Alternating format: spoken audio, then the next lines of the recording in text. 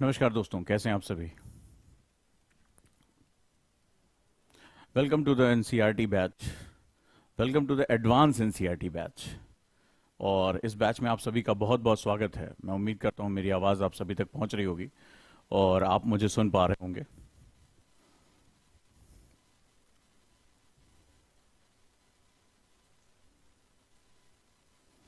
So good afternoon all of you, and we are going to start our journey of NCERT. आप जानते हैं बहुत ही historic ये हमारा बैच रहा है, बहुत ही ज़बरदस्त सक्सेस रही है और बहुत कुछ इसमें जो है वो शामिल रहा है। सो मैं उम्मीद करूंगा कि इसके बाद हम एक नई डायमेंशन को सेट कर पाएंगे, नई तरीके से हम लोग कर पाएंगे। और शुरुआत हम करते हैं स्टेप बाय स्टेप, सीखते हुए चलते हैं हम लोग, राइट, कि कैसे हमें सीखना है, कैसे हमें चीज़ें करनी है, क्या हमारा जो है वो प्रॉज एंड कॉन्स होगा इसमें, क्या प्रॉब्लम्स आती हैं, एनसीईआरटी कैसे नहीं पढ़ना चाहिए, ये भी हमारे लिए बड़ा ज़रूरी होता है कई बार। So let's start. हम लोग जो शुरू करते हैं हम इस क्लास को और स्टार्ट करते हैं अपने इस सफ़र को। रेडी हैं आप सभी एनसीईआरटी के लिए? रेडी हैं आप ये जानने के लिए कि इसकी इंपॉर्टेंस क्या होती है, राइट? Okay, let's start. आगे बढ़ने से पहले बता दूं, जो बच्चे अभी तक एडमिशन नहीं लिए हैं या जो भी है, और वहां पे वो आज 10% का जो डिस्काउंट है, आज आखिरी दिन है उसका, जो 10% डिस्काउंट हमारा चल रहा है, द लास्ट डे है उसका आज। तो जो भी बच्चे एनिवर्सरी डिस्काउंट के साथ जुड़ना चाहते हैं वो आज जुड़ सकते हैं सभी कोर्सेज पे। सो हम यहाँ पे जो भी एनसीईआरटी में भी जिन्होंने एडमिशन नहीं लिया है उसके साथ भी हम लोग चलते हैं और हम लोग बात करते हैं इस पे, राइट? तो चलिए आगे हम लोग जो है वो शुरू करते हैं। ऐप में लोग आप रिज्वाइन भी कर सकते हैं, अगर जिसको कोई वॉइस की प्रॉब्लम आ रही है या कुछ भी ऐसी दिक्कत है तो वो उसको रिज्वाइन भी कर सकते हैं, उनके पास ये ऑप्शन है। Let's start. So in that case अब हम शुरू करते हैं अपने एनसीईआरटी आंदोलन को और यहां से अपनी क्लास को हम एक नया डायमेंशन देते हैं।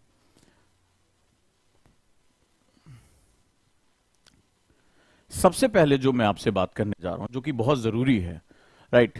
जब हम कोई भी एक सब्जेक्ट शुरू करते हैं, एनसीईआरटी बहुत इंपॉर्टेंट है। जो लोग इसको ध्यान से सुने, जो फ्रेशर हैं वो भी बहुत ध्यान से इसको सुने, ध्यान से इसको समझे कि जो हम लोग बात करते हैं एनसीईआरटी को लेकर वो बहुत इंपॉर्टेंट हो जाता है। और एनसीईआरटी, जैसे आप जान रहे हैं कि हमारा आज की जो क्लास है, इस बार अभी आपको पता है मेंस के पेपर चल रहे हैं, बेस्ट टाइम है ये समझने का, जानने का। सो उस कंडीशन में हम लोग जो बात कर रहे हैं वो ये बात कर रहे हैं कि कैसे क्वेश्चन हमारे लिए इंपॉर्टेंट हो जाता है। क्या एनसीईआरटी मेंस के लिए इंपॉर्टेंट है? बहुत अच्छी तरह से आप जो जानते हैं, प्री को लेकर मैं एनालिसिस कर चुका हूं और ये बताऊंगा। सबसे पहले जब हम कोई चीज पढ़ते हैं तो सबसे पहले हम उसकी इंपॉर्टेंस को जानने की कोशिश करते हैं कि उसकी इंपॉर्टेंस होती क्या है और वो क्यों काम करती है, राइट? चलिए अब हम सबसे पहले इस बात को समझते हैं कि एनसीईआरटी जो है वो इतनी इंपॉर्टेंट क्यों है, राइट? एनसीईआरटी का इंपॉर्टेंस हम जब शुरू कर रहे हैं इस बात को, और इस बार हमारा कोर्स एडवांस एनसीईआरटी है, यानी हम जो पढ़ेंगे उसमें और ज्यादा चीजों को नया जोड़ेंगे, नए टॉपिक्स ऐड ऑन करेंगे और नए तरीके से जो है वो हम बात करेंगे। चले हम लोग शुरू करें।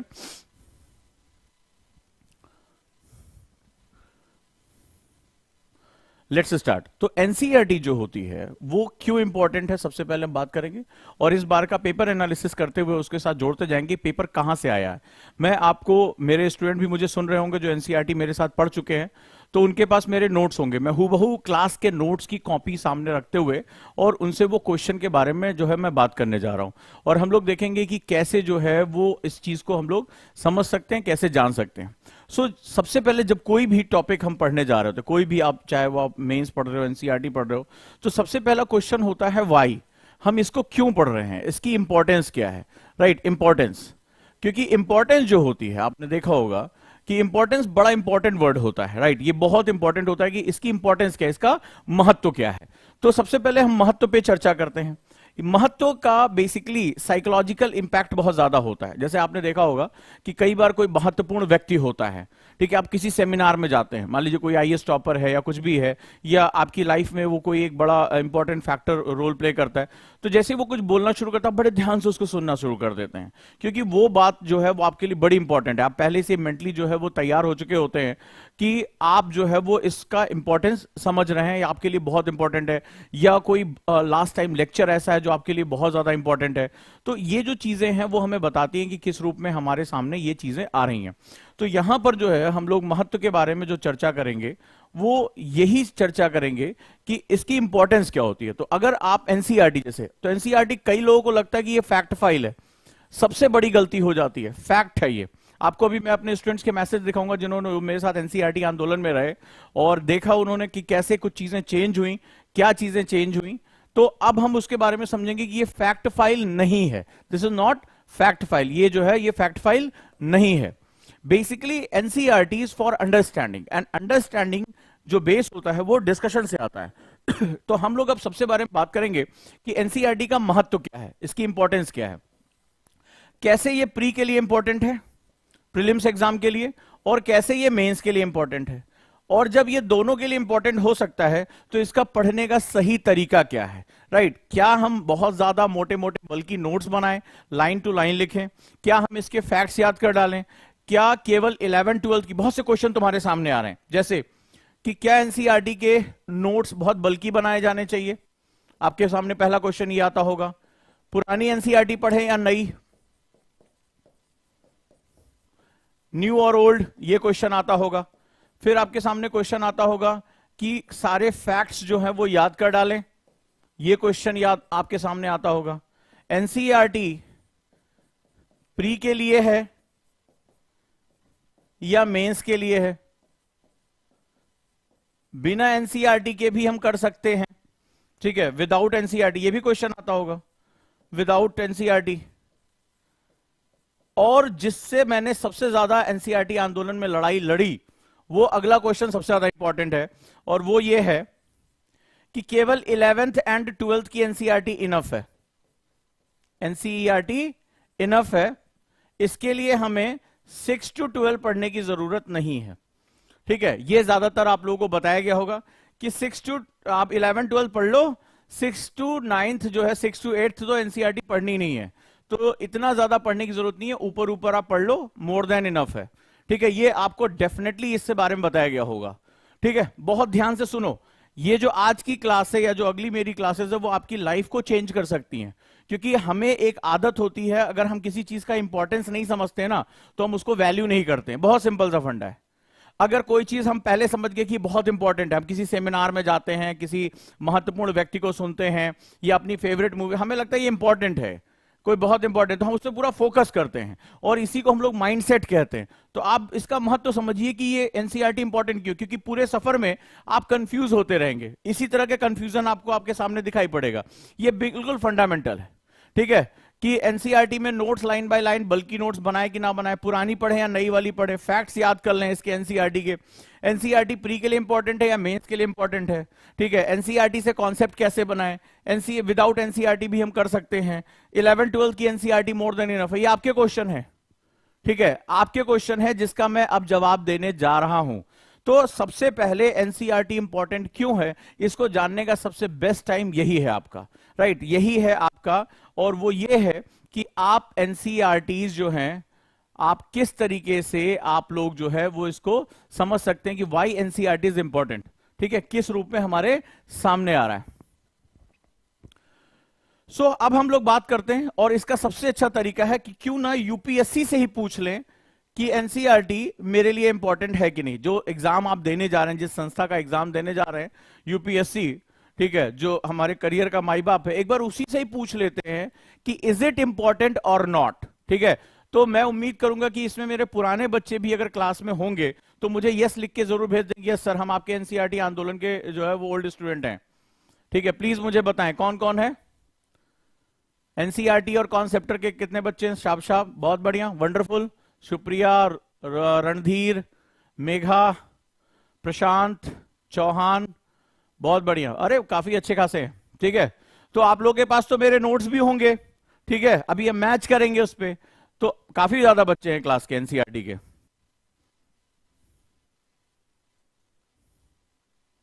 हाँ, यहां पे भी हैं, अंजू भी हैं, पूजा, वंडरफुल, बहुत काफी बच्चे हैं। ठीक है, तो सब लोग अपनी कॉपी जरूर खोल लो जो मैंने नोट्स लिखाए थे। तो सबसे पहले तो हम लोग नोट्स बीटीएल फॉर्म में करते हैं और हम लोग जो है वो बिटवीन द लाइन और एलडब्ल्यूएमआई पढ़ते हैं। काफी बच्चे हैं क्लास के, चलिए बहुत बढ़िया। अब ये पेपर एनालिसिस में एनसीईआरटी के महत्व, सिर्फ मैं एनसीईआरटी की बात कर रहा हूं कि is it important for pre और मेंस और not. Let's start with UPSC. हम सबसे पहले कहां से शुरू करते हैं? यूपीएससी से शुरू करते हैं। यहां से आपको पता चल जाएगा कि अगर एनसीईआरटी सही तरीके से, दो तरीके से, बीटीएल यानी बिटवीन द लाइन और एलडब्ल्यूएमआई वे में पढ़ा जाए और टीचर फैक्ट से निकलकर अगर डिस्कशन मोड पे लेकर चला जाए तो क्या हो सकता है, इसके बारे में आप अभी अंदाजा लगा लें। जैसे राजू सैनी भी हैं, I am your old NCERT student, शाबाश। सबसे ज्यादा मुझे जो मैसेज आए हैं वो एनसीईआरटी के बच्चों से आए हैं। ठीक है, अब चलिए देखते हैं। और कल एक ऑफिसर ने भी मुझे मैसेज किया कि एनसीईआरटी ने अपना रिलेवेंस दोबारा शो कर दिया है। ठीक है, आपको एनसीईआरटी, मैंने उसको ये पता नहीं था कि एनसीईआरटी बैच हमारा इतना फेमस बैच है। सो लेट्स स्टार्ट, हम यहां से शुरू करते हैं। और आपको सबसे पहले मैं आ जाता हूं यूपीएससी से ही पूछने पे। ठीक है, यूपीएससी से पूछते हैं। तो यूपीएससी में राइट, सबसे पहले जो पेपर हुआ एसए का पेपर, आप जानते हैं 250 मार्क्स का होता है। और अगर आप मुझे पहले से सुनते चले आए हैं, इस चैनल पे मुझे देखते आए हैं, तो आपको पता होगा मैंने बार बार आपसे कहा था कि जो एनसीईआरटीज होती हैं उसमें जो एसए होता है, 3 चीजों पे बहुत फोकस, ऑप्शनल पे, दूसरा एथिक्स पे और तीसरा एसए पे। अगर आपने इसको तीनों को ढंग से मैनेज कर लिया तो आपकी रैंक आ जाएगी। क्लियर है? चलिए अब हम लोग यहां बात करते हैं कि किस तरीके से ये जो चीजें होती काम आती हैं। अब यहां पर देखिए एक एसए आया है। ठीक है, 125 के 2 एसए हमें करने होते हैं, 125 एंड 125। बहुत जीवन मरने का क्वेश्चन है। अब प्रूफ के साथ हम बात करते हैं। अगर आप मेरे साथ स्टूडेंट होंगे और मैंने आपको दो चीजें, मैंने एनसीईआरटी में बहुत ज्यादा चीजें मैंने मैनेज की, बहुत ज्यादा चीजें पढ़ाई। कई बच्चों ने कहा इतना लंबा एनसीईआरटी क्यों पढ़ा रहे हैं, जल्दी जल्दी कोर्स खत्म कर दीजिए, फैक्ट करा दीजिए। अब आपको दिखाता हूं कि एक जब टीचर जब मेहनत करता है तो वो कहां जाकर सेटिस्फाइड होता है। तीसरा एसए है, तीसरा है इतिहास वैज्ञानिक मनुष्य के रूमानी मनुष्य पर विजय हासिल करने का एक सिलसिला है। ये फिलोसफिकल लैंग्वेज है, यानी history is a series of victorious one by the scientific man over the romanticism man या रोमांटिक मैन जिसे हम लोग कहते हैं। तो ये बेसिकली फ्रेज है। साइंटिफिक मैन का मतलब होता है यहां पर वो व्यक्ति जो तर्क के साथ है, वो व्यक्ति जो इतिहास के तथ्यों को अपने लिए इस्तेमाल कर सकता है, one who is more powerful and one who has the balance between the power and prosperity. आप समझ रहे हो कि मैं क्या लैंग्वेज यूज कर रहा हूं। और रोमांटिसिक मैन मतलब जो रूमानी अंदाज में खोया हुआ है। ठीक है, तो जो इन सब चीजों से निकलकर अपनी दुनिया में है तो तथ्य उसके ऊपर डाल दिए जाते हैं। तो अब आ जाते हैं कि ये चीजें कहां पर हैं जो मैंने आपको प्रूव की थी। Let's start. ठीक है, हम शुरू करते हैं। 2 सेगमेंट पे हम आ जाते हैं। ठीक है, और ये वाली क्लास सबको याद होगी। नोट्स हैं तुम लोगों के पास? चलो नोट्स खोलते हैं। ठीक है, तो आ जाते हैं हम लोग इस पे, हम समझते हैं। और हाउ टू रीड हिस्ट्री, ये तो यूट्यूब पे भी क्लास पड़ी हुई है। सबसे पहले प्रूफ के साथ देखते हैं इसको। ठीक है, तो अब चलिए, तो व्हाट इज हिस्ट्री से मैंने शुरू किया था क्लास, याद है? ये नोट्स आपके पास होंगे और ये यूट्यूब पे भी पड़ा हुआ है, और ये मेरी क्लास के नोट्स है, उसी का पीडीएफ मैंने सामने निकाल दिया है। तो यहां पर ये 2 दिन लेक्चर ये चला था, और इसके बाद एससी कार का मैंने जो है वो एक रेफरेंस भी दिया था कि हिस्टोरियन जो होता है वो मछली की दुकान से मछली लेकर आता है। ठीक है, उनका एक बड़ा फेमस स्टेटमेंट है, और वो उसको अपने हिसाब से तथ्यों को पकाता है। ठीक है, यहां से हमारी क्लास शुरू हुई थी। ये नोट्स क्लास के नोट्स हैं एनसीईआरटी के।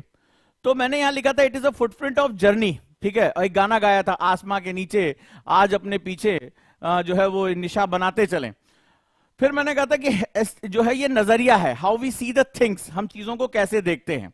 तो यहां पे मैंने 2 कॉन्सेप्ट दिए थे, और अगर आप ऐसे इसमें जो मेरा 2 क्लास इस पे बहुत लंबी चौड़ी डिस्कशन हुआ था उसको देखना शुरू करो। ये क्वेश्चन आपने देख लिया ऐसे का, एनसीईआरटी की बात चल रही है। अगर सही तरीके से बच्चों को लिंक किया जाए, ये मेरी क्लास के नोट्स हैं, आपके पास होगा। ठीक है, वहां मैंने बताया था 2 तरीके होते हैं, वर्तमान को अतीत के चश्मे से, अतीत को वर्तमान के चश्मे से देखना। 2 तरीके से हिस्ट्री को पढ़ा जाता है। लेकिन जो सबसे मजेदार थी, जिस पर ये हमारी बात हुई थी, वो ये वाली फोटो थी। आपको याद है ये वाली फोटो, जहां पर मैंने बताया था कि ये संस्कृतियों की जानकारी है और संस्कृतियों का टकराव है। इसी को उन्होंने फिलोसफिकल वे में सामने प्रस्तुत कर दिया। जहां मैंने तुम्हें इस फोटो के साथ, यह तो तुम्हारे पास नोट्स होगा ये सारा का सारा, देखते जाओ, अपने नोट्स उठाओ और देखते जाओ। और यहां मैंने बताया था कैसे एक दूसरे के ऊपर ये जो है अपना आधिपत्य स्थापित करने की कोशिश करते हैं। वो जो खोए हुए हैं, जिनकी पावर नहीं, लास्ट में जो जिसकी सत्ता होगी वो अपना इतिहास लिखेगा या इतिहास लिखवाएगा, प्रशस्तियों के माध्यम से, चिन्हों के माध्यम से, तलवार के माध्यम से। इसके बारे में बहुत सी बात हुई थी, याद है? हाँ बोला, देखो यहां पे जवाब देते जाओ। ये नोट तो होगा ना तुम्हारे पास, ये तो यूट्यूब पे भी क्लास मैंने डाल दी थी, प्रूफ के लिए पड़ी है, उठा के देख लो। और बहुत पहले ये क्लास हुई थी।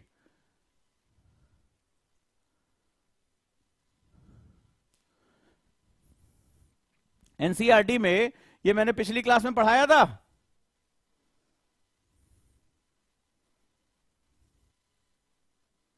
अभी सिर्फ जो नए बच्चे हैं, जो अभी नए मेरे साथ एनसीईआरटी में जुड़ रहे हैं, वो सिर्फ देखें कि इंपॉर्टेंस क्या है एनसीईआरटी की, नहीं तो मिथ में फंस जाओगे। मेरे साथ तो 2 घंटे रहोगे, बाकी तुम बाहर की दुनिया में रहोगे। क्यों मैं ये करता हूं? शुरुआत में मैंने जब किया, बच्चे इतना स्लो क्यों कर रहे हैं, इतना डिस्कशन क्यों कर रहे हैं, अब तुम्हें एक एक क्वेश्चन पता चलेगा डिस्कशन क्यों हो रही है। और मैं तुम्हें एनसीईआरटी के नोट्स दिखाता जाऊंगा, सारी की सारी चीजें, एक एक चीज नोट्स में दिखाऊंगा। आपको यह समझना है कि एनसीईआरटी कितनी इंपॉर्टेंट हो सकती है अगर टीचर उसको ढंग से पढ़ाए। 125 मार्क्स के एस्से की बात कर रहा हूं और विद प्रूफ दे रहा हूं। देखो यहां फिर हमने क्या दिया था, हाउ टू रीड हिस्ट्री। याद है वो मेरे स्टूडेंट ने, ये क्लास का एनसीईआरटी का स्टूडेंट, उसने एक फोटो भेजी थी जब उसने प्रभावित हुआ, बोला सर मैं गया और देखिए आपने बताया था कि ये लोग अभी भी सड़कों पे रह रहे हैं, अपने इतिहास के साथ जी रहे हैं। ये उसका चैट है, यहां मैंने रखा था। फिर उसके बाद बताया था कि एनसीईआरटी कैसे हम इतिहास की कई गलतियों को सुधार भी सकते हैं। इतिहास हमें बताता है कि भविष्य में क्या काम नहीं करने चाहिए, भविष्य कैसा होना चाहिए, राइट। मेरी क्लास बाइलिंगुअल चलती है, हिंदी इंग्लिश दोनों मीडियम, ठीक है। दोनों में नोट्स मिलते हैं, दोनों में डिस्कशन होता है, कोई दिक्कत नहीं। यहां लैंग्वेज के हम लोग बात नहीं करते हैं, ठीक है। हम लोग लैंग्वेज के बारे में हम नॉलेज के बेस पे बात करते हैं। लैंग्वेज वाले इंस्टीट्यूट के लिए अलग कहीं तुम्हें जाना पड़ेगा। We discuss on the knowledge, हमारे पास नॉलेज होनी चाहिए। तो पहला हो गया, और कई बच्चों ने मुझे चैट करके भेजा, ये देखिए, ये आपकी एनसीईआरटी की क्लास के चैट्स हैं, ठीक है। ये देखिए, ये जैसे हुआ, ये देखिए बच्चे ने मुझे भेजा, ये उसकी चैट है। Thank you so much sir, आज यूपीएससी मेंस ऐसे राइटिंग में ये क्वेश्चन आ गया, आपने तमिलनाडु की क्लास में आपने पढ़ाया हुआ है, राइट। यहां पर ये क्वेश्चन आज पेपर में आया हुआ है। ये एनसीईआरटी का स्टूडेंट है जिसने पूरा भेज दिया सर कि सर ये सारे क्वेश्चन मेरे हो रहे हैं एनसीईआरटी की क्लास से, ये सारा का सारा ये मेरा पेपर आ चुका है, राइट। ये पोजीशन है हमारी, ये बच्चों के चैट है, ये एनसीईआरटी का। देखिए बच्चा, क्वेश्चन 1, 12, 15, 17, 18 एंड 20 ओजांग सर ने एनसीईआरटी बैच में अच्छे से एक्सप्लेन किया है। ऐसा लग रहा है कि सर ने बताया और मेंस में छप गया, ठीक है। डिस्कशन इज वेरी इंपॉर्टेंट, ये स्टूडेंट का मैसेज है, ठीक है। तो ये एनसीईआरटी की जो डेप्थ है उसको समझना हमारे लिए बहुत जरूरी है। व्हाई इट इज इंपॉर्टेंट, अगर हम एनसीईआरटी को इस ढंग से समझ जाएंगे तो चीजें हमारे लिए बहुत आसान हो जाएंगी। चलिए आगे हम बढ़ते हैं। तो ये हो गया हमारा फर्स्ट सेगमेंट। अब आ जाते हैं हम सेकेंड हिस्से पे, राइट। ये जीएस पेपर 1 है। अब देखिए कि अगर आप सही तरीके से एनसीईआरटी पढ़ते हैं तो एनसीईआरटी, मैं अभी प्री की बात ही नहीं कर रहा हूं, ऑब्जेक्टिव क्वेश्चन पे तो मैं बाद में आऊंगा, उसमें तो बहुत लंबी श्रृंखला है, मैं सिर्फ मेंस की बात कर रहा हूं, ठीक है। कि लोग कहते ना, मिथ एक है कि साहब एनसीईआरटी मेंस के लिए काम नहीं करती है, राइट। और 6, 7, 8 तो पढ़ना ही नहीं चाहिए, राइट। ये बहुत लोगों ने कहा होगा। अब आओ देखते हैं प्रूफ। स्पष्ट करें कि मध्यकालीन भारतीय मंदिरों की मूर्तिकला उस दौर के सामाजिक जीवन का प्रतिनिधित्व करती है। जब मैंने तुमसे सबसे पहले ये चीज जब पढ़ाई थी, ठीक है, पहला इसी को, ये पहला क्वेश्चन है जीएस पेपर, इसी बार का है। आप में से अभी कई लोगों ने पेपर नहीं देखा होगा मेंस का, बोले सोचे अभी तो हम शुरुआत कर रहे हैं, मेंस देखने की जरूरत क्या है। और यहां हमारे यहां आपको पता है कि मेंस के क्वेश्चन पहले दिन से काम शुरू कर देते हैं अपना। तो स्पष्ट करें, मध्यकालीन भारतीय मंदिरों की मूर्तिकला उस दौर के सामाजिक जीवन का प्रतिनिधित्व करती है। अब कहोगे कहां, चलिए अब बताते हैं। याद है ये वाली क्लास, ये क्लास के नोट्स हैं, ठीक है, ये क्लास के नोट्स हैं। आ जाओ, सिंपल, हम खोल के इसमें जो है पूरी क्लास के नोट्स ये आपके पास है। मैंने इस पे बहुत डिस्कशन किया था, मूर्तिकला पे, वास्तुकला पे, कि कैसे, मतलब कोई हमने ये डिस्कस किया था, अगर याद होगा आप लोगों को, कि कैसे हमें हमारा इतिहास गलत तरीके से पढ़ाया जा रहा है। और यहां पर जब हम लोगों ने डिस्कस किया था, ये देखिए, तो वहां पर एक ये मैंने किया था कि न्यूक्लियाई ऑफ सेटलमेंट पे हमारी बात शुरू हुई थी, ठीक है, न्यूक्लियाई ऑफ सेटलमेंट। और मैंने कहा था इसलिए नई एनसीईआरटी बहुत जरूरी है पढ़ना आपके लिए। तो ये नोट्स तो आपके पास होंगे ही प्रूफ के तौर पे, ये क्लास के नोट्स हैं, ठीक है, ये एनसीईआरटी का नोट्स है, आपके पास ये नोट्स बना भी होगा। तो मैंने उस समय का आर्ट एंड कल्चर, उस समय आपको इस मूर्ति के बारे में बहुत अच्छा बताया था कि कैसे वैक्स किया जाता था, कैसे उस समय की टेक्नोलॉजी थी हमारे पास, ठीक है। अब फॉर एग्जाम्पल अगर मैं बात करूं तो न्यूक्लियाई ऑफ सेटलमेंट पढ़ाया था। तो न्यूक्लियाई ऑफ सेटलमेंट में तुम्हें बताया था कि कैसे जो उस समय के मंदिर हुआ करते थे वो अधिवास, समाज, कल्चर, ये सारा लिखा हुआ, सोशल और इस तरह की सारी चीजों का सेंटर हुआ करते थे। याद आ रहा है? ये नोट्स तो होगा तुम्हारे पास, ये सब होगा, इसमें एक एक चीज समझाया था, कैसे इरिगेशन, एग्रीकल्चर, मूर्तिकला, सभी कुछ चीजें आसपास जो है वो किस रूप में हमारी विकसित हुई थी, है ना। नोट्स उठाओ, नोट्स देखो, प्रूफ देखते जाओ। पहला ही क्वेश्चन, कोई बात नहीं, अगर आप नए स्टूडेंट हो तो कोई घबराने की बात नहीं है, मैं तुम्हें बता रहा हूं कि मेरे नोट्स हैं, ठीक है। ये क्लास के बच्चों के बाद जो पुराने बच्चे वो भी इस क्लास में हैं, अगर देखेंगे उसको तो ये देखेंगे कि पढ़ाया क्या। आप जो नए बच्चे वो ये समझें, उनके लिए सबसे इंपॉर्टेंट है वो ये है कि वो ये बात को समझें कि इंपॉर्टेंस कितनी ज्यादा है।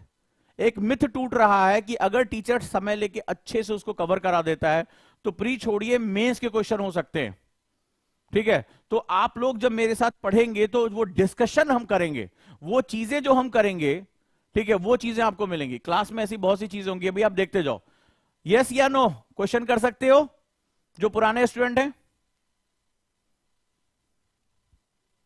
मैं उनसे जानकारी चाहता हूं, हाँ या ना, पहले मुझे बताओ। यस सर हो जाएगा, मेंस के क्वेश्चन की बात कर रहा हूं।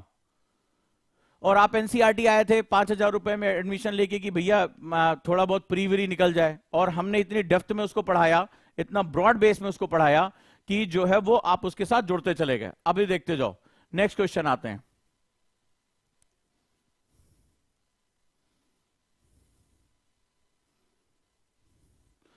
जब ये इकोनॉमिक्स में डिस्कशन हुआ था, औपनिवेशिक भारत की 18वीं शताब्दी के मध्य से क्यों अकाल पड़ने से अचानक वृद्धि देखने को मिलती है, कारण बताएं। तो यहां जब हमारी बात हुई थी कि अंग्रेजों की नीतियां क्या रही थी और किस तरह बंगाल फेमाइन की चर्चा हुई थी हमारी, और मैंने आपको एक तस्वीर दिखाई थी जिसमें लोग एकदम उनकी खालें चिपक गई थी, किस तरह से मिसमैनेजमेंट हुआ था और किस तरह से भारतीय कृषि, मैंने आपको बताया था पर कैपिटा इनकम कितनी बर्बाद कर दी गई थी। और जब याद होगा, जब जमींदारी की हम लोगों ने बात शुरू की थी कॉर्नवालिस का, तो वहां पर मैंने एक चित्र बनाया था, याद है वो क्लास में, कि कैसे बिचौलिए, सप्लाई चेन जो है बढ़ती चली गई। और याद हो वो कहानी, अगर आप लोगों को याद होगा, मैंने बताया था कैसे अंग्रेज, फिर जमींदार, जमींदार से साहूकार, साहूकार से उसका बिचौलिया, और किस तरह से जो एंड प्रोडक्ट था, जो किसान था, वो बुरी तरह से बर्बाद हो गया।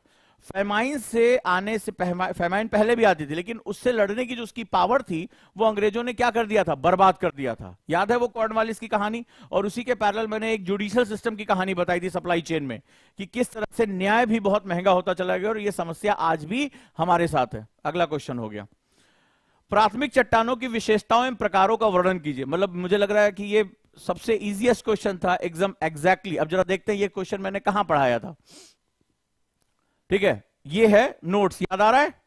ये देखो मेरी फोटो भी लगी थी उसमें, मैंने आप लोगों को पीडीएफ दिया था, ठीक है। तो एनसीईआरटी, और अभी आप सोच रहे होंगे कि 6-7 क्लास की एनसीईआरटी का क्या महत्व है।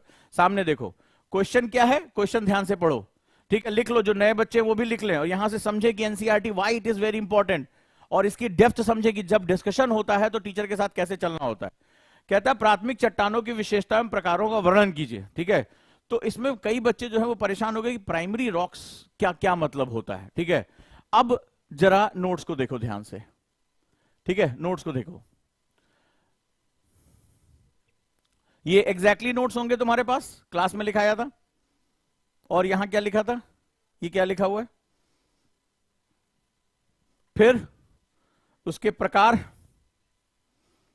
Exam exactly line. मैं LWMI नोट, हमारे नोट्स ऐसे होते हैं, ठीक है। हम लोग ज्यादा लंबा चौड़ा हिसाब किताब नहीं तय करते हैं, ठीक है। हम सब LWMI, कम से कम वर्ड में हम पढ़ने के लिए जाते हैं। हाँ जी, एग्जैक्टली आया हुआ है, फिर पूछ रहा है कि उसके प्रकार, ये देखिए, ढाई ढाई ढाई ढाई ढाई ढाई शुम, खत्म। दिखाई पड़ रहा है? सामने देखो, ये नोट तो है ना तुम्हारे पास, जिन लोगों ने क्लास की है उनके पास ये नोट्स है ना। प्रूफ के साथ बात करते हैं, ठीक है, प्रूफ के साथ। इसलिए मैंने, और मैं अभी 11-12 की बात ही नहीं कर रहा हूं, है ना। नोट्स खोलो अपने, नोट्स खोल के बात करो, और जो बच्चे जुड़ेंगे वो भी समझे कि इतना इंपॉर्टेंट है एनसीईआरटी, अगर आप सही तरीके से, है ना। देखो आ रहा है मैसेज, आ रहा है, देखो सामने है, बिल्कुल एग्जैक्टली ये क्लास के नोट्स हैं, देखो ये दिया था तुम लोगों को पढ़ने के लिए पूरा, इसमें यहां तक कि मैंने कहा था कि मैं तुम्हें जो एनसीईआरटी में नहीं भी है रॉक साइकिल भी कंप्लीटली करा दूंगा।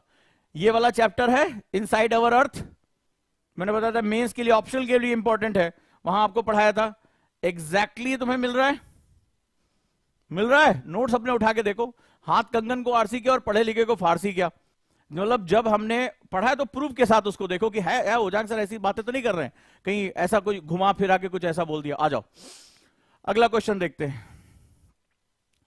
ये तो हमने उस पर डिस्कस किया था जब ज्योग्राफी न्यू की मैंने पिछली क्लास ली थी, ठीक है, कि मौसम चेतावनियों के लिए रंग संकेतों का चर्चा कर, मैंने कहा था ज्योग्राफी न्यू से क्वेश्चन आते हैं।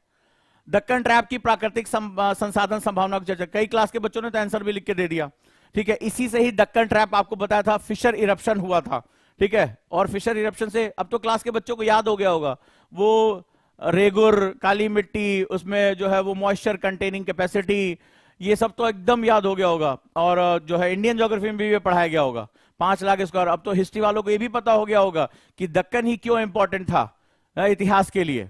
अब तो सब क्लियर है। इस पर तो बच्चे ने मुझे आंसर लिख के भी भेज दिया, इसके आधे ज्यादा पेपर बच्चों ने, एक बच्चा है हमारे यहाँ, उसने तो पूरे के पूरे आंसर लिख के हमें भेज दिए एक एक करके। भारत में पवन ऊर्जा की संभावना का परीक्षण कीजिए, उनके सीमित क्षेत्रीय विस्तार के कारणों को समझाइए। बहुत इंपॉर्टेंट क्वेश्चन है, लिख लीजिए। Examine the potential of wind energy in India and explain the reason for their initial spatial spread, ठीक है। भारत में पवन ऊर्जा की संभावना का परीक्षण कीजिए। आप लोग की कॉपी खुली है, कॉपी खुली हुई है ना, जो मेरे नोट्स हैं। भारत में पवन ऊर्जा की संभावना का परीक्षण कीजिए, उसके सीमित क्षेत्रीय विस्तार के कारणों को समझाइए, ठीक है। 10 मार्क्स का क्वेश्चन है। चलिए रेडी, क्लास का नोट्स खोल दें। चलो क्लास का नोट्स खुल गया। तो जब मैं पावर रिसोर्स पढ़ा रहा था, ठीक है, तो पहले तो मैंने आपको रिसोर्स की, ये आपको नोट्स दिए गए थे, ये नोट्स आपने क्लास में किए थे। फिर विंड एनर्जी पढ़ाई थी, solar energy, wind energy, nuclear energy, biogas, geothermal और टाइडल एनर्जी, सारी एनर्जीज पढ़ाई थी। देखते जाओ, बताते जाओ ये नोट्स हैं कि नहीं है।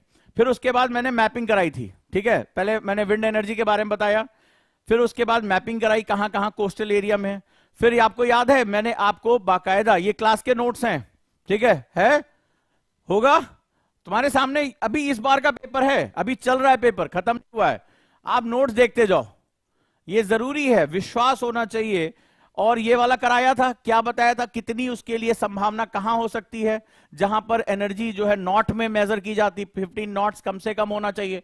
सामने है तुम्हारे सामने, जहां पर एयर प्रेशर का डिफरेंस होना चाहिए। फिर मैंने आपको एयर प्रेशर की कंडीशन बताई थी, लैंड और वाटर, याद है वो जिसकी मेहरारू उसका मायका, ये जो एक मैंने कहानियां सुनाई थी कि जहां से वो आती है, मायका जहां से होता है वही उसका नाम होता है। सी ब्रीज, लैंड ब्रीज बताया था, difference of the air pressure, याद आ रहा है? अब सब याद आ रहा होगा कि भैया जैसे तुम्हारे यहाँ तुम्हारी दादी तुम्हारी जो है मम्मी को बुलाती है, अरे वो रामपुर वाली, यही एग्जाम्पल था, याद आ गया। तो यहां पर मैंने उसके बारे में बताया था कि कहां कहां पॉसिबिलिटीज हैं। ये तुम्हारे नोट्स हैं, मेरे पास नहीं, तुम्हारे पास पड़े हुए हैं, जाके अपनी कॉपी खोल के देखो और प्रूफ के साथ दिखा रहा हूं। मतलब ऐसा भी नहीं कि हाँ हाँ आया था हमने पढ़ाया था, सामने है तुम्हारे, ये एनसीईआरटी के नोट्स हैं।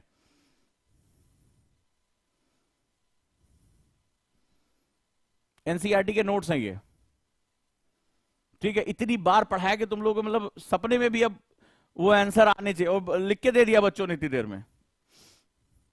पारिवारिक संबंधों पर वर्क फ्रॉम होम के असर की छानबीन तथा मूल्यांकन करें, ठीक है। गिग इकोनॉमी इससे पहले भी डिस्कस हो चुकी थी जब इकोनॉमिक्स चर्चा हो रही थी, और इस पर तो हम लोग कई बार डिस्कशन ही क्लास में इतनी बार कर लेते थे कि काफी कुछ जो है चेंज हो। क्लास में कई बार जब सोशलिज्म पे बात हुई है, परिवार पे बात हुई है, पैट्रियार्की पे बात हुई है, मजाक मजाक में एक दिन मैंने बीजेपी लगा था, ज्वाइन कर लिए, ठीक है, यानी कि बर्तन झाड़ू पोछा पुरुषों ने भी करना शुरू कर दिया। तो इस तरह से बहुत सी चीजें जो है वो निकलना शुरू हो गया।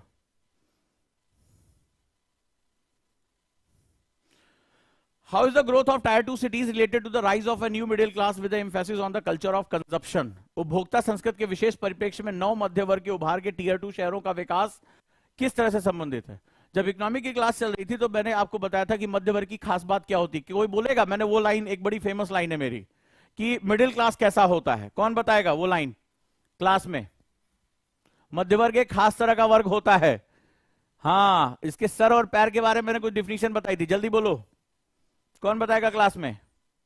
हाँ हाँ, ये सही है, साहिल सिंह, बहुत सही। क्या बताया था?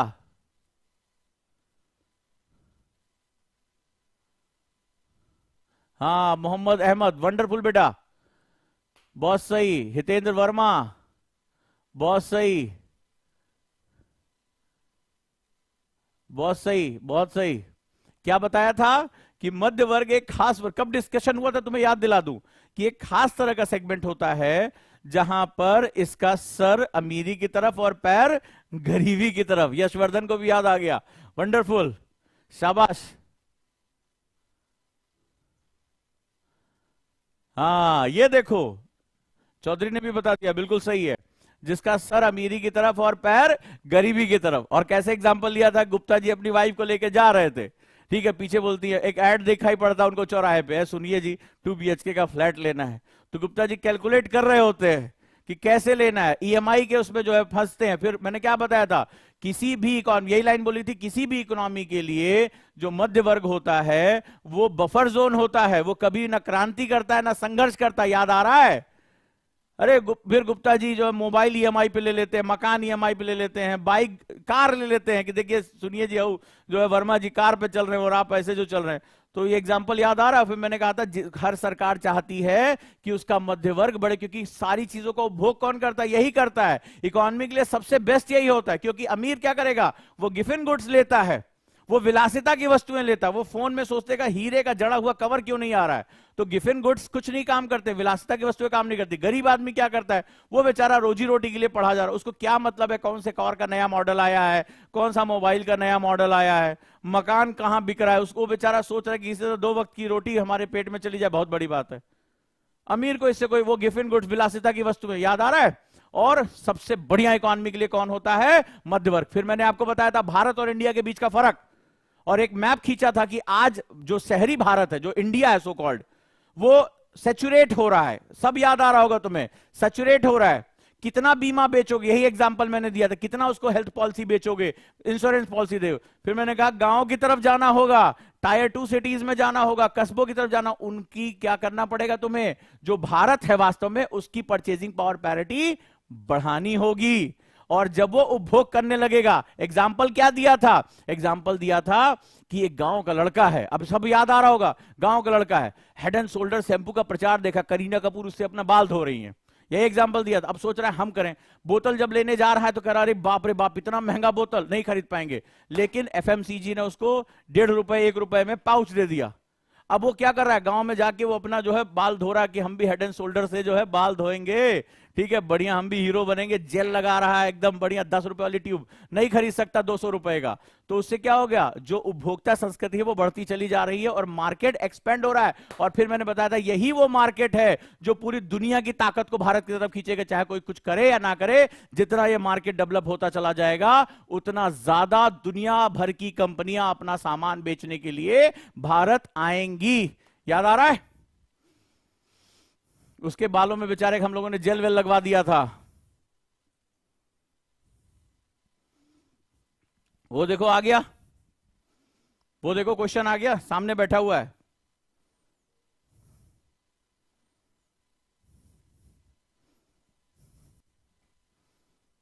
आ जाओ। भारतीय परंपरा और संस्कृति में गुप्त काल और चोल काल के योगदान पर चर्चा करें, ठीक है। हम लोगों ने इस पर पढ़ा हुआ है, एनसीईआरटी में दिया हुआ है। इसमें भारतीय मिथक कला और वास्तुकला में सिंह और वृषभ की आकृतियों के महत्व पर विस्तार। अरे वाह, देखो कितना बढ़िया क्वेश्चन है। तमिलनाडु में उस दिन डिस्कस हुआ, लिखाया था, ठीक है, तमिलनाडु और एनसीईआरटी में दिया हुआ ये। इसमें सिंह एवं वृषभ की आकृतियों, अब इसमें कह रहा है सिर्फ वास्तुकला नहीं, कह रहा है मिथक भी। Discuss the significance of the lion and bull figure in the Indian mythology, art and architecture. बहुत से बच्चों ने उसको जो है जवाब दिया, मैंने कई लोगों से बात किया, दूसरे भी बच्चों से अदर इंस्टीट्यूट, तो वो इसको आर्ट एंड कल्चर पे करे कि वो अशोक स्तंभ वाला जो बताया था, हमारी क्लास में डिस्कस हुआ था कि देखो एक दिन हुआ कि देखो लेफ्ट लिबरल जो बोल रहे हैं कि देखो शेर ज्यादा मुंह खोल रहा है। जब प्रधानमंत्री ने शिलान्यास किया और शेरों की मुंह को लेकर बहुत चर्चा हुई, तो उस दिन हमारी चर्चा हुई थी यहाँ पे, तमिलनाडु क्लास में पढ़ाया था कि किस तरह से जब हमारी ये चर्चा हुई कि देखो प्रकृति पूजक थे, तो मैं ये चर्चा हो रही थी, जो अंग्रेजों ने हमसे कहा या ब्रिटिश लोगों ने कहा कि आर्य बाहर से आए थे, तो मैंने उस थ्योरी का विरोध किया कि नहीं, अगर होता तो हड़प्पा में भी प्रकृति पूजक थे और आगे चलकर यही चीजें आगे भी चली गई। आदि शिव के पूजक के रूप में हमें ये चीज दिखाई पड़ी, ठीक है। तो वहां पर यह चर्चा हुई थी और उसमें सिंह और वृषभ, जैसे कि आप देख रहे थे अशोक स्तंभ में भी वो रूप में था, तो मिथक, कला और वास्तु में इनका महत्व क्या था। ठीक है, तो इसके महत्व में सिर्फ चर्चा की थी कि सिर्फ वास्तु का हिस्सा नहीं है, ये प्रकृति के साथ जुड़ाव का भी एक सूचक है। राइट, प्रकृति के साथ जुड़ाव का भी सूचक है। ये सूचक है जो हड़प्पा से आर्य कल्चर, वैदिक कल्चर के बीच में कॉन्टिन्यूटी का। मैंने एक यहां पर डिस्कशन हुआ था कि कैसे संभव है कि तुमने किसी को मार के हराया, तुम उसके सेगमेंट्स को जो है वो अपने आइडेंटिफाई कर लो, उसको एक्सेप्ट कर लो। मैंने कहा था गलत है, ये कॉन्टिन्यूटी में है। क्लियर है? समुद्री धाराओं को प्रभावित करने वाली शक्तियां कौन सी, विश्व के मत्स्य उद्योग में इनके योगदान का वर्णन करें। कौन स्टूडेंट है मेरा एनसीईआरटी का जो ये कर नहीं पाएगा? भले चलो देख लेते हैं भाई।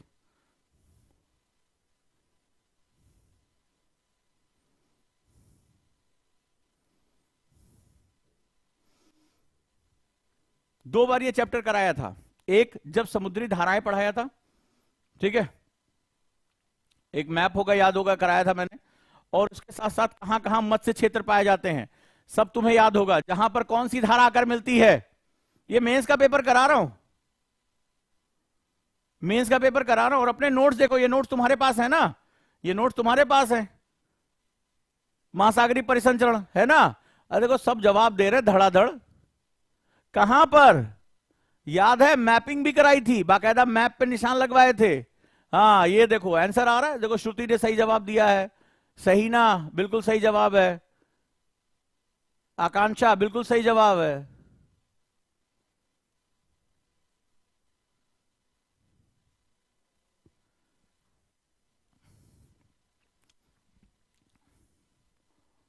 हॉट एंड कोल्ड बिल्कुल सही है। अभी मैं पेपर 1 की बात कर रहा हूं, अभी पेपर 3 में आया ही नहीं हूं।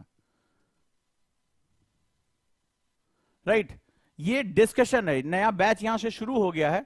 सबसे पहले मेरी एक आदत है, मैं सबसे पहले उस चीज के इंपॉर्टेंस के बारे में, जैसे किसी बच्चे ने लिखा कि क्या, अभी एक क्वेश्चन पूछा, क्या एनसीईआरटी सफिशियंट है, तो मैं आपको बता दूं सफिशियंट नहीं भी है। बहुत से एनसीईआरटी पढ़े वाले बच्चे वो नहीं कर पाए। सवाल है कि टीचर आपको कैसे पढ़ा रहा है। हमारी क्लास में हर चीज को हमने बीटीएल के साथ लिंक किया था, यानी बिटवीन द लाइन, उसका आशय समझते हुए अंडरस्टैंडिंग के साथ डिस्कस किया था। हमारी क्लास में डिस्कशन बहुत हुआ था, ओपन एंडेड डिस्कशन हुआ था, जो किताब से बाहर की चीज थी वो भी हमने जोड़ा था। तुम जरा ध्यान से नेचर देखो पेपर का, पेपर का जो नेचर है वो डिस्कशन बेस्ड नेचर आ रहा है। मतलब बहुत ज्यादा तुम्हें एक तरह से लाइन से बाहर निकलकर बात करनी होगी। हमने यही काम किया था, हमने क्लास में डिस्कशन बेस्ड चीजें रखी थी और चीजों को उसके साथ जोड़ा था। यही वो कारण है कि बच्चा इसके साथ कंफर्टेबल महसूस करता है और वो अपने आप को प्रिपेयर करता है। एनसीईआरटी अपने आप में सफिशिएंट नहीं है। एनसीईआरटी में जब बीटीएल और एलडब्ल्यूएमआई यानी लेस वर्ड मोर इंफॉर्मेशन, जो नोट्स मैंने आपको दिखाए उस तरह के मिनिमम, ताकि लोड कम आए हमारे ऊपर और हम अपने समय को डिस्कशन में ज्यादा ले आ सके, वो बड़े इंपॉर्टेंट है। ठीक है, तो जैसे जो नए बच्चे, उनके साथ तो क्लास शुरू हो रही है, इसमें हमारे पुराने बच्चे जो अभी आ चुकी ओपन क्लास है, तो वो ये समझें कि जो उन्होंने पढ़ा, तो कई बार क्या होता है डिस्कशन में आप परेशान हो जाते हैं, उजांग सर इतनी डिस्कशन क्यों कर रहे हैं, इतना जो है वो टेम्परामेंट क्यों हाई कर रहे हैं इस पे। तो उसका कारण है कि वो तुम्हें यहां पता चलता है जब एग्जाम, भाई पढ़ाने का पर्पस क्या है। एक है जिसके साथ आप में से बहुत से लोग इस माइंडसेट के साथ आए थे, पिछले बैच में भी मुझे बहुत स्ट्रगल उठाना पड़ा था। तो उसमें माइंडसेट क्या है कि किसी तरीके से थोड़ा सा जल्दी कोर्स पूरा करा दें। कई ने कहा अरे इतना क्यों समझा रहे हैं, इतना क्यों बता रहे हैं, जल्दी जल्दी कोर्स पूरा करा दीजिए। मैं उस समय रिलेक्टेंट था इस बात को लेके कि अगर आए हो, ठीक है, भले चाहे 5,000 का कोर्स है तो क्या हुआ, उसको पढ़ो तो ढंग से पढ़ो। और जो पुराने बच्चे होंगे वो जानते होंगे क्लास में कुछ बच्चों ने कितनी डिस्टरबेंस की थी, अरे ये कब पढ़ाएंगे, ये कब खत्म होगा, जल्दी जल्दी लिखा देते। और अब जब तुम्हारे सामने यूपीएससी, इससे बड़ा कोई क्राइटेरिया नहीं है ना, तो तुम्हें ये बताने की कोशिश कर रहा हूं कि अगर आप एनसीईआरटी को नए तरीके से पढ़ते हो, नई चीजों के साथ पढ़ते हो। कई बच्चों ने कहा कि ये 6th 7th 8th क्लास की एनसीईआरटी क्यों पढ़ा रहे हैं, इसकी हमें आवश्यकता क्या है। तुम्हारे सामने है क्यों इसकी आवश्यकता है। राइट, तुम्हें अभी और भी क्वेश्चन देखोगे तुम्हें अपने आप पता चल जाएगा कि क्यों। ये देखो सीधे सीधे क्वेश्चन है ये सारे के सारे। जल संधि, स्थल संधि के महत्व का उल्लेख करें। ठीक है, कितनी बार हमारा जो है वो हरमुज जल संधि के ऊपर बात हो चुकी है, कितनी बार मलक्का पे बात हो चुकी है, कितनी बार हमारा जो है वो जो चाइना की थ्योरीज पर हमारी बात हो चुकी है। तो इस तरह से अब आपको समझ में आ रहा होगा। ये देखो कौन ये स्टूडेंट मेरा एनसीईआरटी का जो ये क्वेश्चन नहीं कर पाएगा? क्षोभ मंडल वायुमंडल का एक महत्वपूर्ण परत है जो मौसम प्रक्रियाओं को प्रभावित करता है। Troposphere very significant atmospheric layer that determines weather process how. ठीक है, ये कौन ऐसा स्टूडेंट होगा जो ये काम ये मतलब बच्चों जैसा है, मुझे लिख के दे दिया तुरंत के तुरंत। ठीक है, तो ये जो है भारतीय समाज में जाति, क्षेत्र, धर्म के समानांतर पंथ की विशेषता की विवेचना कीजिए। कितना डिस्कशन हो चुका है, राइट। अब इस तरह से अगर हम बात करें तो ये जो सेगमेंट है, जो नए बच्चे हमारे साथ जुड़ रहे हैं, वो एक बात समझें, राइट। हाँ देखो, बच्चे ने बता भी दिया, दीदी वाला कॉन्सेप्ट बताया था मैंने, शाबाश, वंडरफुल, राजेश कुमार सिंह। दीदी, कान खींचने वाला मैंने, और मैं जब पढ़ाता हूं तो मैं ढेर सारे मेमोराइज करने के तरीके बता देता हूं। तो जैसे अब उसको देखो, दीदी याद है, दीदी उसको याद है तो पता चल जाएगा, वो ग्राफ भी ड्रॉ कर लेगा मेंस का। ठीक है, कि दीदी जब कान पकड़ के दीदी ऐसे खरगोश बना देती हैं, तो जब DI, ठीक है, तो टेम्परेचर के साथ उसका क्या रिलेशनशिप होता है, कैसे वो काम करता है, सबको याद है ट्रिक के साथ। वो देखो सारे के सारे आंसर दे रहे हैं धड़ाधड़। तो उसका फंडामेंटल क्या है ये समझो, कि एनसीईआरटी सिर्फ फैक्ट्स नहीं है। एनसीईआरटी कई लोग बड़े हल्के में लेते हैं, अरे यार फैक्ट्स पढ़ने हो जाएगा, 11th 12th more than enough है। मुझे तो अभी तक मैंने 11th 12th की एनसीईआरटी का कोई तुम्हें नोट्स ही नहीं दिया है। मैं तो तुम्हें अभी 6th 7th 8th खाली दिखा रहा हूं, उसमें ही इतने क्वेश्चन तुम्हारे होते चले जा रहे हैं। सो इसका सीधा सा फंडामेंटल है कि एनसीईआरटी पढ़ते समय माइंडसेट बिल्कुल क्लियर रखना कि एनसीईआरटी बेसिकली हमें सिखाने की किताब है। एनसीईआरटी बेसिकली जो है वो बताती है कि अंडरस्टैंडिंग डेवलप कैसे करना हो, और अंडरस्टैंडिंग के लिए आपको बिना प्रेशर के सीखने की टेंडेंसी के साथ बैठना है। तो जो भी बच्चे नए मेरे साथ जुड़ रहे हैं एनसीईआरटी में, एडवांस एनसीईआरटी, इस बार तो हम कल जो हम आएंगे तो कल हम प्री के क्वेश्चन के साथ साथ मैं तुम्हें पूरी एनसीईआरटी का असाइनमेंट ही देना शुरू कर दूंगा। पूरी एनसीईआरटी इस बार असाइनमेंट के फॉर्म में चलेगी, इसीलिए इसको एडवांस एनसीईआरटी, मतलब बहुत ही विविध तरह के बड़े तरह के क्वेश्चन आपके सामने आएंगे। तो तुम्हें अब एनसीईआरटी पढ़ते समय तुम्हारा लगेगा कि तुम्हारा प्री मेंस एक साथ तैयार होता चला जा रहा है। तो ये क्लास तुम्हें बहुत हेल्प करेगी। और तुम अंदाजा लगा के देखो कि जैसे एक ने पूछा कि एनसीईआरटी केवल इनफ है, इनफ कुछ भी नहीं होता यूपीएससी में, लेकिन एनसीईआरटी ये इनफ नहीं होती अगर हम इतनी डिस्कशन नहीं करते, अगर हम नई नई चीजों को जोड़ते नहीं। अगर उस समय मैं कुछ बच्चों के दबाव को मान लेता कि अरे सर जल्दी जल्दी खत्म करा दीजिए, आपने बोला था कि 2 महीने 3 महीने में खत्म करा देंगे, टाइम ले रहे हैं, अगर मैं वो बात मान लेता तो आज मैं कभी भी अपने बच्चों को सामने क्वेश्चन नहीं दिखा पाता। और कहते हैं ना, हाथ कंगन को आरसी के और पढ़े लिखे सामने नोट्स हैं, तुम्हारे नोट्स से खोल के उसको देखो। तो इस बार एडवांस एनसीईआरटी में और नई चीजें जुड़ेंगी। हमने भी देखा कि कहां पुश किया जा सकता है, कहां बच्चे जो है वो कंफर्टेबल हैं, कहां नॉन कंफर्टेबल है, तो उसको अनकंफर्ट है, हमें उसको जो है एक साथ जोड़ना है उसको। तो ये जो है इस बार सफर और जबरदस्त आएगा। ठीक है, तो अब उसको आपको ये समझना पड़ेगा कि एनसीईआरटी सिर्फ रट्टाफिकेशन की बुक नहीं है, एनसीईआरटी ढेर सारे नोट्स बनाने की जो है नाम नहीं है। एनसीईआरटी में हम अंडरस्टैंडिंग डेवलप करेंगे, हम डिस्कशन करेंगे, हम उसी फ्लो के साथ जाएंगे, राइट। तो जैसे श्रुति ने लिखा है, ये सर आपने हमारे लिए बहुत इजी कर दिया। और आप नोट्स में देखो, आप जाओ और नोट्स में देखो कि किस तरह से यूपीएससी अपने अंदर बदलाव कर रहा है। और देखो एक नियम फिर से, जो भी नए बच्चे जुड़े हैं, ठीक है, फर्स्ट डे जिनका है, वो ये समझे कि यूपीएससी बहुत तेजी से अपने अंदर बदलाव लेकर आ रहा है, और अगर आप उस चेंज के साथ चेंज नहीं करोगे तो आप कभी भी सर्वाइव नहीं कर पाओगे। 2 तरह की पढ़ाई होती है, पढ़ाई सिलेबस पूरा करने के लिए, पढ़ाई यूपीएससी के क्वेश्चंस के लिए। तुम कौन सा रास्ता चुनोगे, ये तुम चुनोगे। कहते हैं ना कि हम अपनी चॉइसेस से मिलकर बने होते हैं, जो आप चॉइस करोगे वो आप बनोगे। एक ग्रुप तैयार होगा जो कहेगा जल्दी जल्दी पढ़ाओ, जल्दी जल्दी एनसीईआरटी, जल्दी जल्दी फैक्ट्स दो मुझे, मार्केट में ढेर सारी फैक्ट्स बुक है, नंबर 1। तो एक रास्ता आप चुन सकते हो कि आपको सिलेबस जल्दी जल्दी पूरा करना है। एक, मैं पढ़ूं और मेरा एग्जाम में क्वेश्चन हो जाए। आप बताइए आप कौन सा रास्ता चुनेंगे? मैं पढ़ूं इसलिए कि मैं इसलिए पढ़ रहा हूं कि एग्जाम में मेरे क्वेश्चन हो जाएंगे तो मेरा सिलेक्शन होगा। वहां कोई तुमसे थोड़े ना कह रहा है कि अरे भैया तुम कितने घंटे पढ़े थे, पढ़ते रहो, अगर ये क्वेश्चन तुम नहीं कर पाओगे तो तुम्हारे लिए कोई भी मतलब नहीं है, राइट।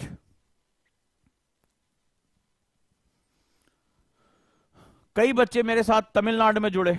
अब जब जुड़े तो एनसीईआरटी के कई बच्चों ने बड़ा उटपटांग बोलना शुरू कर दिया कि सर तमिलनाडु इतना इंपॉर्टेंट क्यों है, क्यों हमारा टाइम वेस्ट कर रहे हैं। आप ही ने बोला था ना, आप ही क्लास में थे, बोला था। लेकिन आज तुम तमिलनाडु पढ़ने के बाद तुम्हारा कॉन्फिडेंस लेवल कहां जा रहा है, तुम इसका अंदाजा लगाओ।